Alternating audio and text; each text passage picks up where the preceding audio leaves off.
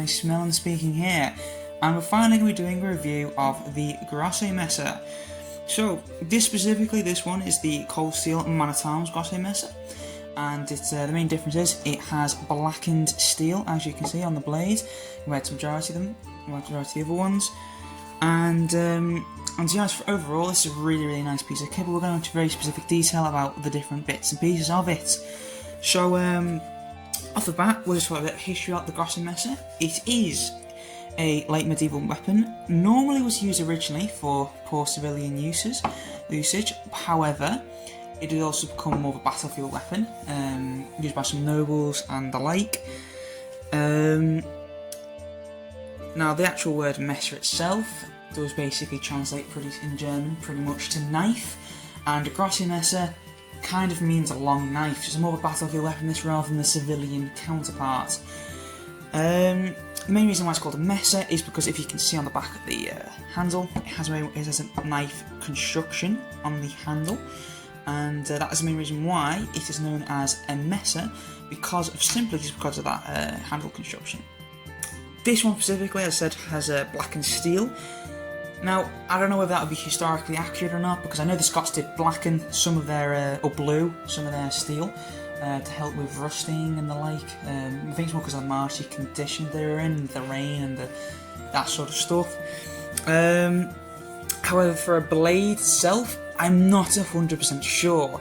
I'll try and see if I can get any more images or find any historical examples. If I can, I'll flash them up. If not, well, take it with a grain of salt. It may not be that historically accurate, that part of it.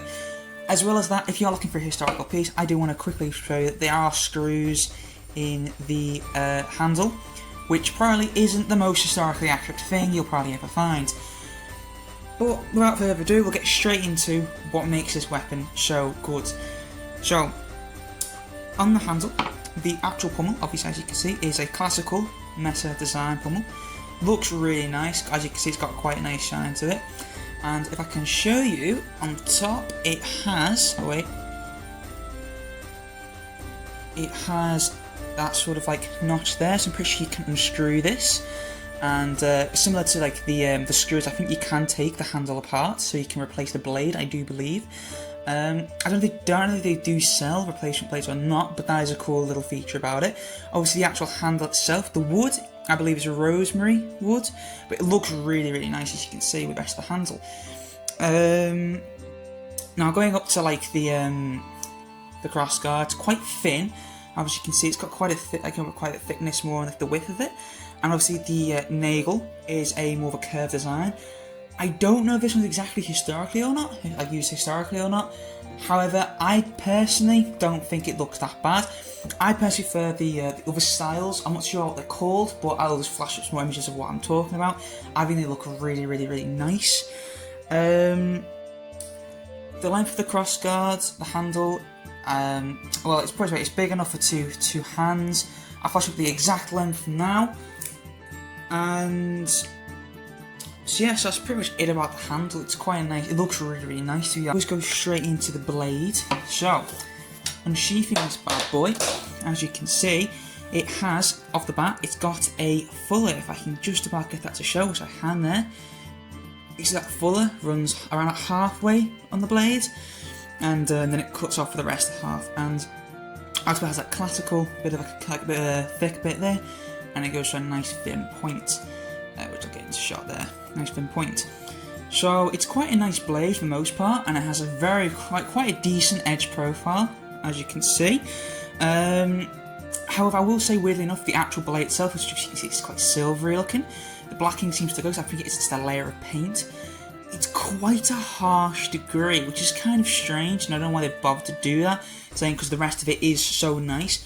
But either way, it performs really well. Cut, also the length of the blade will also come. I'm pretty sure it is 34 inches, but just double check, I'll make sure that's definitely correct. The distal taper, it does have a distal taper. See, distal taper and that. It does have a distal taper. However, I don't know how obvious that is to see. I'm not sure what the thickness is, but it's got quite a thick tang on the back, which means it's going to be quite a solid piece of kit. Nothing's became loose. It seems like a really sturdy piece of kit. And the blacking, or the bluing of the blade, means it's not super easy to rust either. However, I will mention the fact that this is a paint layer, which means I think it's here. Yeah, you can just about see it's coming up a little bit there. There's a bit of a rust there when I originally bought it, and well, I had to obviously polish that out, and unfortunately it has taken a bit of the bluing or the blacking away from the blade. I'm pretty sure it's a bit of a heavy blade. I think it's around 2 kilograms, something like that. But the balance itself, though, I'll have a little look see now. So you see that that's quite a far away from the handle. So as you can see, it's quite a heavy bladed weapon. However, it still does have a really, really nice feel in your hands. It does feel quite good. Because obviously the weight isn't a massive problem. I think you imagine it to be heavier than it is. Basically, overall, the weapon I think is really good.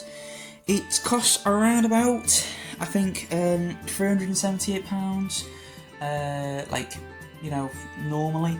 I think it's on sale at the moment for around 238, something like that. I got it personally for 200 from a shop in Wales, so that's quite cool. God, I love Wales. Just has a little bit of metal bit at the top, and it has a nice leather stitching all the way down to the bottom, where it has another little bit of metal. Also, I will mention, unfortunately, it has no way attaching to a belt. So if you want a sword that can attach to your belt, this is definitely not the one to go. But it is really, really sturdy. That's the main thing you're getting with this. It's not the most delicate or precious blades, or going to cut really, really good, but it does cut pretty well. It's a bit heavy, a bit cumbersome, but it's really not that bad. I really would recommend this blade. So I'm going to give it a scale from 1 to 10, and we'll do this in the majority of my reviews. I would give this a 6 or 7, meaning, you know, 10 being definitely get it, 1 being don't make you waste your money on this. I'll give it a 6 or 7. So I think that's pretty much it. So I hope you've got a bit more information on a Messer, or specifically the Grosse Messer from Cold Steel. Yet again, I'll mention this is a man-at-arms one. That's what its name is. It's Cold Steel Man-at-Arms Grosse Messer. And if you don't like the blackened look, like it does have, as you can see, they do have normal versions. I'm not too sure if they're exactly the same or not. However, I would take that with a pinch of salt, and I would wait to see exactly what they are like. But yeah, I think that is pretty much it. So that is the weaponized melon out. Bye bye.